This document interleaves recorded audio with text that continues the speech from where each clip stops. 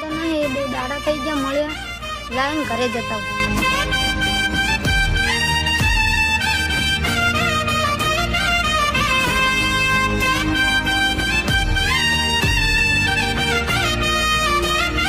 એટલે ગોપાલ, તને શું વાગ્યું?